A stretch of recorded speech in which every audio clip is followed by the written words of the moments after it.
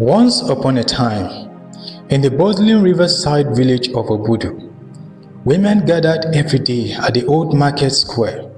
The air always smells of wood smoke, ripe plantains, and river fish. The market was the heart of life. Laughter, gossip, and trade flew there like the great River Nta itself. Among all the traders, none shone brighter than Adaku, a stunning woman whose beauty was as rare as the morning sun after heavy rain. Her skin grew like polished ebony, her eyes sparkled like moonlight water, and her laughter drew even the shyest man to smile. But what truly made Adaku famous wasn't her beauty, it was her fish. Every morning, Adaku's store overflowed with the freshest, fattest fish anyone had ever seen. Their silver scale gleamed as if polished, and even after long hours under the sun, they never smelled of rot. Customers said her fish had a sweetness unlike any other, rich, soft, and satisfying. Women would say, even if Adaku's fish costs double, it lasts longer and tastes finer. Men would laugh and add, even her fish has her beauty inside it. She became the talk of the village. Traders envied her success, but no one could match her charm and her fish. One evening, when the sun had dipped low and the market was closing, an old woman with eyes pale as ash appeared by Adaku's door. Her voice was like rustling dried leaves. "Beautiful daughter," the woman said, "do you know the price of what you sell?" Adaku frowned. "Mother, I sell only fish from the river."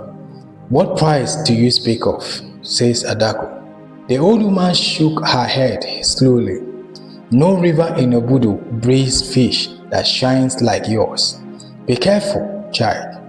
The river spirit take what they give."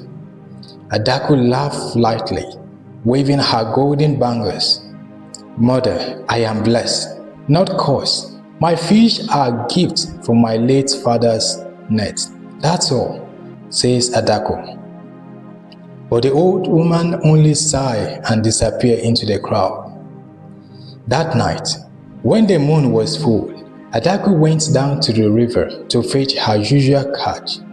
She carried her woven basket and her small oil lamp, humming softly, but what she did not know was that a curious young boy, Okon, had followed her in silence. Hidden behind a tree, Okon watched as Adaku reached the river bank. She knelt and began to sing, a haunting melody in a tongue no one had heard before. The river began to shimmer. Then, slowly, figures rose from the water, human shape but silver skin, their eyes empty and calm. One by one, they climbed onto the shore, their movement graceful and airy. And as they stepped out, each figure transformed into a fish, shining, still lifeless. Adaku gently picked them up and laid them in her basket, her eyes gleaming strangely in the moonlight. Okun gasped quietly, covering his mouth. He ran all the way home.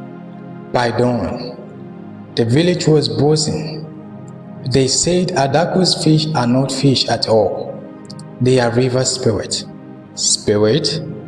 You mean she sold the soul of the drowned? Ah, maybe that's why her fish never rots, says the market woman. When Adaku came to the market that morning, the laughter and songs were gone. People stared at her with suspicion. No one bought a single fish. She stood silently behind her table, eyes hard but proud. "You believe a child's tale over your own tongues and bellies?" she asked them. "You have eaten my fish for years. Did any of you die?" says Adaku. But the women crossed themselves, and the men turned away. That night, the river grew wild. Waves crashed against the banks, though there was no wind. The villagers awoke to scream. Adaku's hut was found empty, her basket scattered. Only a trail of wet footprints led toward the river.